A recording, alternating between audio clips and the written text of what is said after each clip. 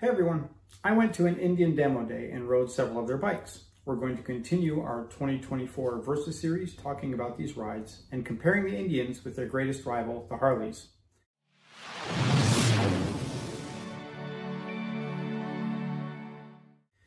There is a vast difference between the Harley demo rides and the Indian demo rides.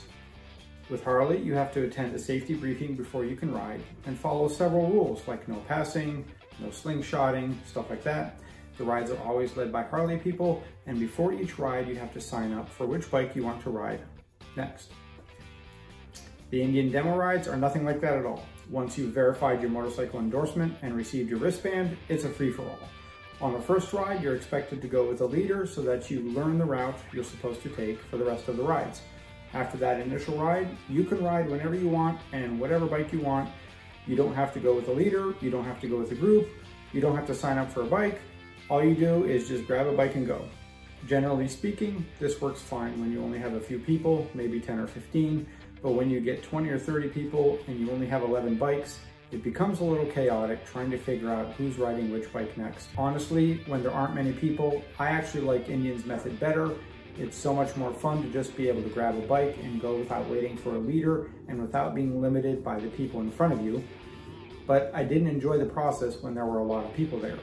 You go to get a bike and someone else gets there first, so you have to sit there and wait for them to get back.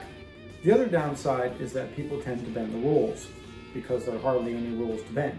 I heard guys talking about riding off the specified route to get some extra ride time, doing their own thing, etc. One guy I was talking to said that he was there last fall and he went off the road and got lost and ended up doing spin outs in a parking lot somewhere, dropped the bike and whatnot before he came back. In the meantime, other people who want to ride that bike have to sit there and wait. So that is another downside of the free-for-all method. The location for this particular Indian dealer wasn't really great either. This dealer is about a half hour from my house. I'm fairly familiar with the location. There really aren't any good twisty roads in that area. A couple of fun corners, but nothing that really stands out. And there's a decent amount of traffic, so car and truck traffic definitely slowed things down at times. Also, the dealer did not get the full Indian truck for this weekend. They just got the trailer, which means fewer bikes. Several of the bikes were not present: the Scout Classic, Super Scout, Chief Bobber, Chief Dark Horse, several others. I really wanted to ride the Springfield Dark Horse, but it wasn't available on the trailer. What we did have available was the FTR R Carbon, Scout Bobber, Sport Scout, 101 Scout, Sport Chief, Super Chief Limited, Springfield Classic, Chieftain Limited, Challenger Dark Horse, Roadmaster Limited, and Pursuit Limited. I rode 9 of those 11 bikes. One thing I experienced across most, if not all of the Indian bikes, is the reach to the bars.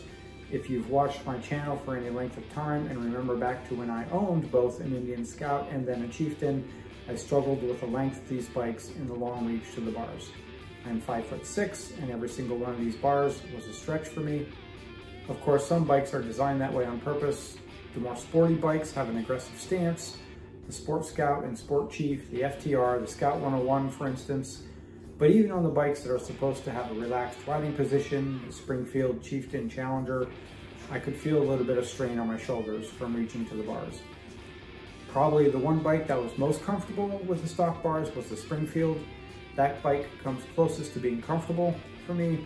They had also put reduced reach bars on the Roadmaster, so that was very comfortable for me. Even though the reduced reach bars only give another 2 inches of pullback, that 2 inches made a huge difference. So if I were to get an Indian, reduced reach bars would definitely be in order. Let's get to the actual review. Indian has 7 different Chief models: the Base Chief, the Chief Dark Horse, the Sport Chief, the Bobber Dark Horse, the Super Chief, and the Super Chief Limited. I think these go up against different Harley bikes. The Base Chief probably goes up against a Softail Standard, the Bobber goes up against a Street Bob, the Sport Chief goes up against the Lowrider S, the Super Chief and Super Chief Limited go up against the Heritage Classic. There were 2 Chief models at the demo day. Today we're talking about the Sport Chief riding experience and how it compares to the Lowrider S. The Sport Chief has a Thunderstroke 116 engine with 120 foot-pounds of torque and 122 horsepower and weighs 665 pounds. The Lowrider S has the 117 engine with 125 foot-pounds of torque and 103 horsepower and weigh 680 pounds. Both bikes start at the same price of $20,000, so they're pretty much tied in terms of power to weight ratios and how much you get for the dollar. The difference in weight is probably tied primarily to the gas tank. The Lowrider S has a 5-gallon tank, whereas the Chief has a 4-gallon tank. The Sport Chief only has a 29.5 degree lean angle versus the Lowrider's 31.5 degree lean angle. I did notice this a little bit. I did scrape the pegs on the Chief once or twice. A higher lean angle on the Harley means the pegs are higher off the ground, which does give that feeling of having your knees in your chest a little bit. So that kind of offsets the advantage of the better lean angle. Both of these bikes are sport cruisers. Both have mid-mount controls, but for me the controls on the Sport Chief were not at all intuitive. I had some real issues finding the rear brake pedal. The front of my foot kept sitting on the brake lever instead of on the pedal itself. I had to angle my foot out a little to get the front of my foot to rest properly on the brake pedal, and it didn't feel natural at all. I actually saw somebody else having the same problem on the bike when they were getting on to ride. The Indians tend to be longer than the Harleys, so the Sport Chief had a more aggressive forward-leaning stance on the bike that wasn't as comfortable as the Lowrider S. So points to Harley for better designed foot controls and a more comfortable stance. Both of these bikes have the throaty big V-twin sound that each company is known for. I did notice a bit of a clatter in the Sport Chief engine when pushing the engine up around 3,000 RPM or higher.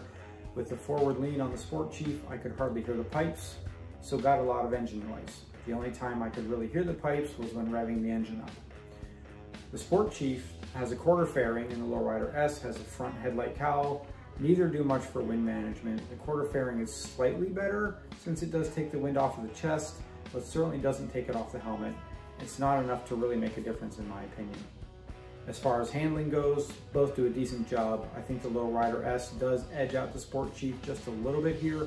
The Sport Chief felt a little clumsy to me. It wasn't nice and smooth. The throttle felt too twitchy. I didn't check the riding mode. Maybe someone had put it in racing mode or something, I don't know. The Lowrider wasn't anything spectacular, but it didn't have the issues that I felt with the Sport Chief. Harley definitely wins. When it comes to the overall fun factor and riding experience, on the Lowrider S, I did not enjoy the Sport Chief at all. It is not a bike I would actually recommend to anyone. It has tons of power and acceleration and takes the corners okay, but otherwise, it just wasn't a very fun ride. So Harley wins on this one. I don't plan on buying a sport cruiser at any point, but if I did, it would not be the Sport Chief. Thanks everyone for watching. As always, please subscribe and like. Stay tuned as we talk about the Super Chief Limited next.